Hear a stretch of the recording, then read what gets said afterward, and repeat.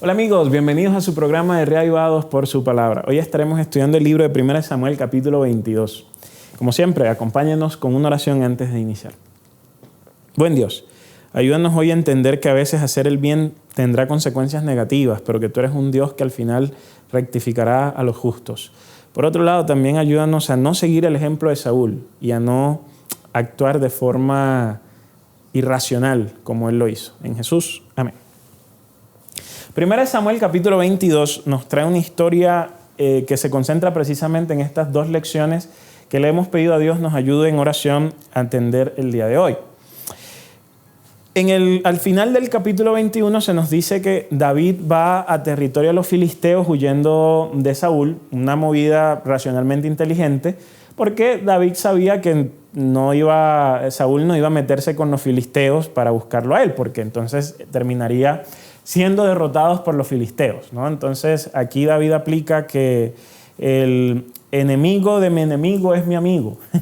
Entonces aquí David se va donde los filisteos, pero David también empieza a correr riesgos, sobre todo por el hecho de que David había matado a un montón de filisteos. Entonces David tampoco era la santa paloma que los filisteos iban a recibir abiertamente. Así que al final del capítulo 21 la solución que tiene David es la de fingir que estaba loco. Después dice el versículo 1 del capítulo 22, donde continúa la historia, que David se va de la tierra de los filisteos y llega a la cueva de Adulán. Allí dice el texto que se fue de allí a Mizpa de Moab,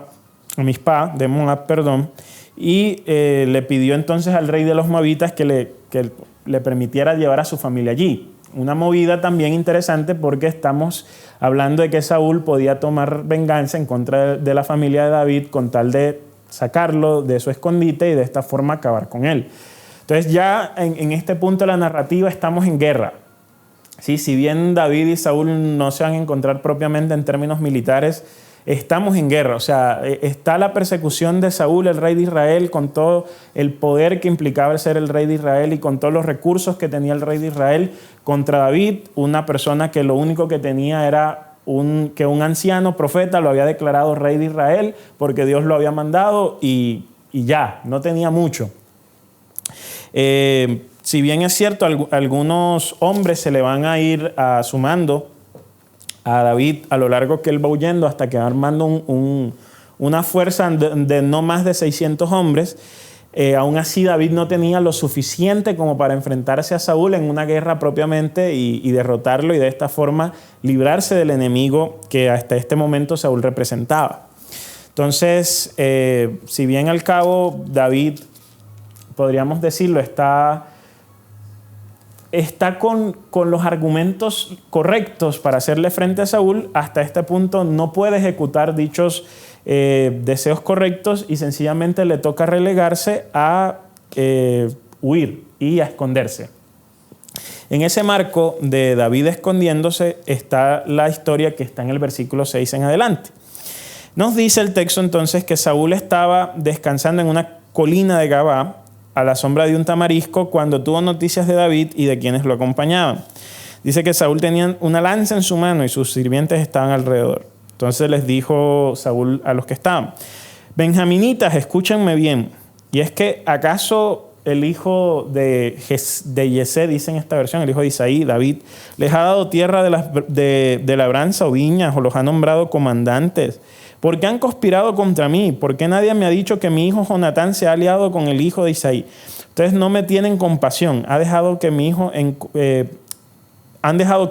ponga en contra mí a mi siervo David, y ahora él me anda espiando. Y dice que el edomita Doeg, que era el jefe de los pastores de Saúl, dice el 21:7, que eso fue el día de ayer, que ese era el que se encontraba cuando Ahimelech le dio el pan y la espada a David. Dice que este Doeg le cuenta a Saúl lo que había pasado, solo que se lo cuenta a su manera. Le dice: yo estaba en Nob y vi cuando el hijo de Isaí llegó a visitar a Ahimelech, hijo de Ahitob. Este sacerdote consultó al Señor por David y además le dio pan y la espada del filisteo Goliat. El rey mandó traer entonces al sacerdote Ahimelech, hijo de Ahitob, y a la familia de su padre y a los sacerdotes que estaban en Nob. Y cuando todos ellos estuvieron ante el rey, Saúl empezó y le dijo: escuchadme, hijo de Ahitob? ¿Por qué fuiste tú por qué encontramos que tú y el hijo de Isaí han conspirado contra mí? Yo sé que le diste pan y sé que le diste una espada y sé que consultaste al Señor por él para que se ponga en contra mía. Aquí encontramos al Saúl paranoico, ¿no? Y es completamente normal. De hecho, Saúl a lo largo del texto empieza a dar muestras de esquizofrenia, empieza a crear escenarios que no son reales. Y claro, para una persona paranoica llega Doeg y le dice, no, yo vi a un sacerdote dándole pan, dándole espada y consultando a Dios por David. Ante los ojos de Saúl esto era claramente conspiración y traición. ¿Por qué? Porque si David es un enemigo de Saúl, y entonces cualquiera que ayude al enemigo de Saúl se convierte automáticamente ¿en qué? En enemigo de Saúl. Pero aquí el sacerdote, recordarán en el capítulo 21, no sabe que David es un enemigo de Saúl, sino que el sacerdote le cree a David cuando le dice que David está en una misión del rey. Entonces el sacerdote actúa en lo mejor de los términos, ¿sí? Desde su perspectiva, el sacerdote simplemente estaba haciendo un acto de bondad. Él no tenía la información completa, pero debido a ese gesto, Saúl considera que el sacerdote lo había traicionado. Y claro, Saúl, rey paranoico, ante alguien que lo ha traicionado, dice en el versículo 16, pues pueden estar seguros que tú y toda la familia morirán. Y dirigiéndose a los guardias que les rodeaban, les decían, maten a los sacerdotes. Ellos le son fieles a David, pues sabían que él huía de mí y no me lo hicieron saber. Pero los guardas se negaron en cumplir la orden de Saúl. Entonces el rey le dijo a Doeg, ve y mátalos tú mismo. Y Doeg fue y mató a 85 sacerdotes. Y luego fueron donde vivían los sacerdotes y mataron a todos, hasta que Abiatar escapó y le hizo conocer a David lo que había acontecido. Saúl reacciona de esta forma tan airada, bueno, ya hemos dicho, paranoia y todo lo demás, pero también hay un punto importante. En el reino de Israel nosotros tenemos que entender que lo político y lo religioso estaban unidos de una forma increíble. Y a ver, no solo en el reino de Israel, lo político y lo religioso han estado unidos desde tiempos inmemoriales. Y de una u otra forma, pues la religión, y cuando hablo de la religión no solo estoy hablando del judaísmo, del cristianismo, hablo de la religión en general, pero la religión siempre ha sido utilizada como un instrumento, como un arma que controla la política para que sirva a sus intereses. ¿Por qué? Porque la religión tiene el poder de influir sobre las personas. Entonces, como la religión tiene el poder de influir sobre las personas, la política, al fin y al cabo, se trata del arte de disimular que las personas importan, de influir sobre ellas, pero de influir sobre ellas para el beneficio propio. Hay políticos bien intencionados, no estoy hablando tampoco de políticos modernos, estoy hablando de la política en general, ¿no? Por eso la política y la religión siempre se han llevado muy bien. La política, en cierta forma, beneficia a los líderes religiosos y los líderes religiosos controlan, por así decirlo, al pueblo para los intereses políticos. Vuelvo e insisto, yo no estoy hablando de cristianismo, estoy hablando de religión en general. O sea, desde tiempos inmemoriales, desde antes de que se inventara o de que existiera lo que nosotros hoy asumimos como iglesia, no, estoy hablando desde muchísimo tiempo atrás. Desde que los seres humanos, como vemos en cuevas y en registros pictóricos, desde esa época donde el ser humano adoraba al sol, a la luna, a las estrellas y a la naturaleza, desde ese momento los que controlaban el culto al sol, a la luna, a las estrellas y los demás han servido a intereses políticos. Ahora, ¿por qué menciono esto? Porque esto nos ayuda a entender el por qué Saúl reacciona de forma tan violenta contra el sacerdote. Cuando él ve que el sacerdote apoya a David desde el punto de vista de Saúl, Saúl dice, este sacerdote consultó al Señor y entonces el Señor le habló al sacerdote para que le dijese a David que efectivamente podía atacarme a mí.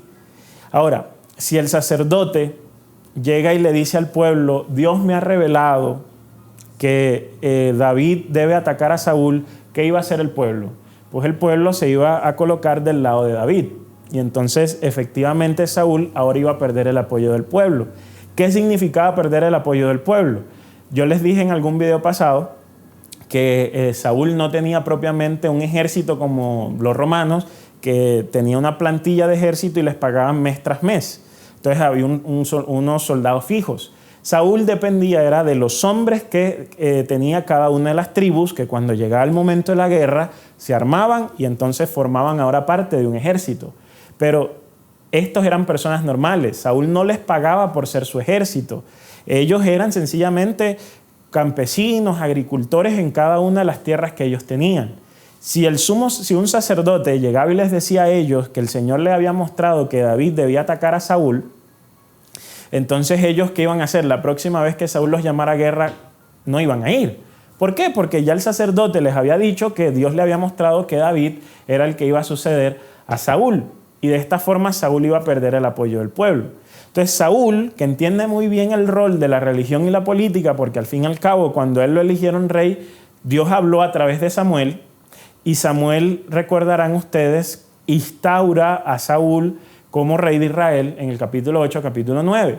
Y entonces cuando hay gente que tiene dudas, a través de Samuel se disipan esas dudas, porque Samuel era el hombre a través de quien Dios hablaba. Y Samuel dijo, pues Dios ya designó un rey, el rey es Saúl.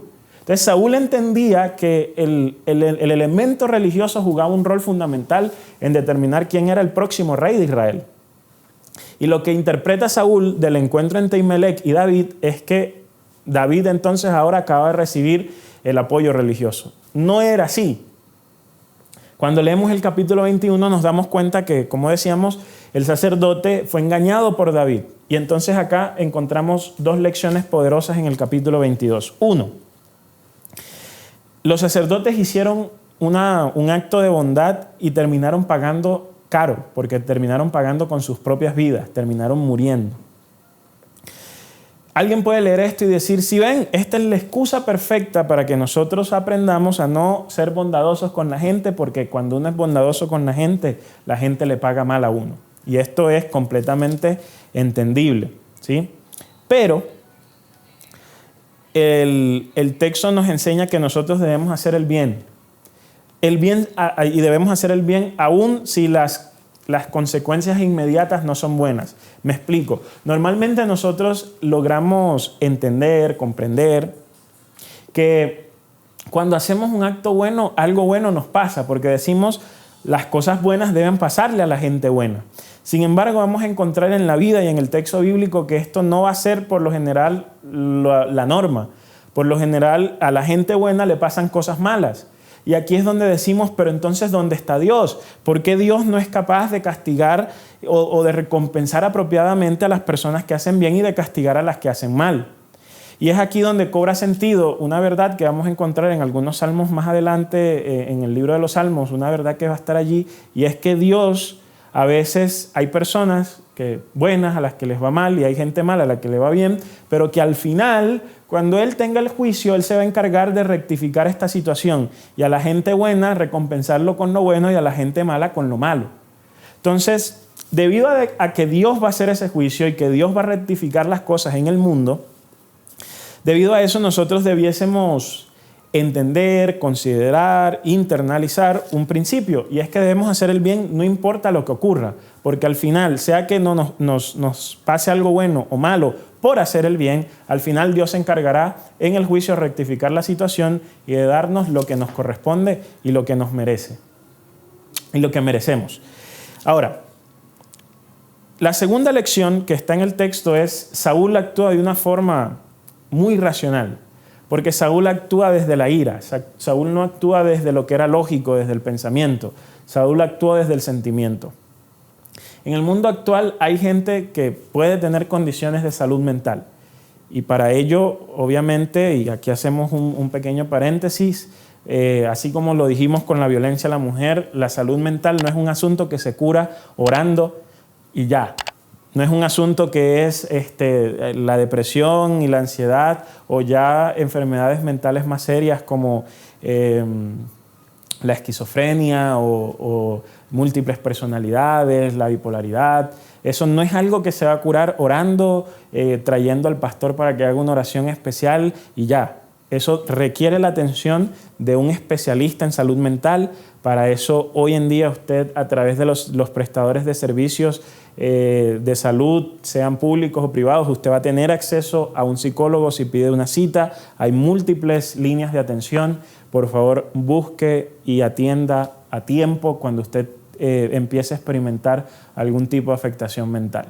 Pero aún así, hay gente que desde un punto de vista de salud mental está bien, pero aún así son paranoicos porque creen que todo el mundo está conspirando contra ellos y entonces te ven hablando con alguien y automáticamente asumen que estás hablando con sus enemigos y que están hablando de ti. Y no sé si les ha pasado, yo conozco a personas así que ellos piensan que el mundo gira alrededor de ellos y que ellos tienen amigos, enemigos, y entonces los amigos no pueden hablar con los enemigos porque ya eso quiere decir que los traicionaron, y entonces colocan estados de WhatsApp y estados de Instagram, mejor dicho, como si esto fuera una guerra.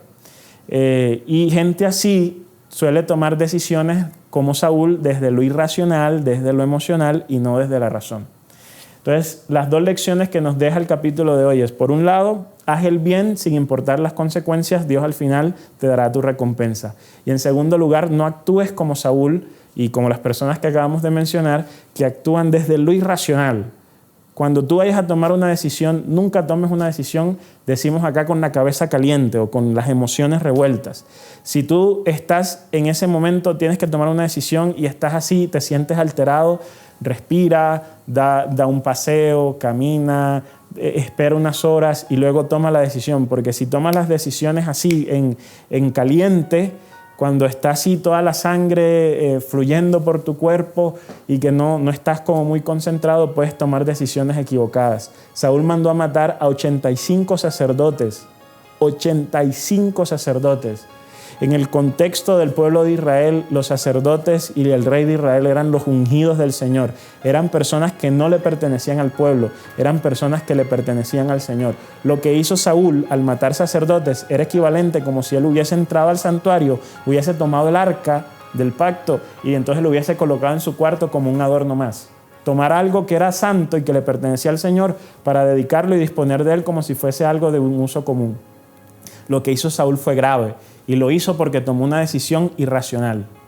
No tomes decisiones irracionales. Consúltales a tus amigos, pregúntale a tus allegados, háblalo, porque entre más lo hables te vas a dar cuenta de cuán irracional podrían haber sido ciertos puntos y cómo otros te pueden ayudar a encajar mejor la decisión que tienes por tomar.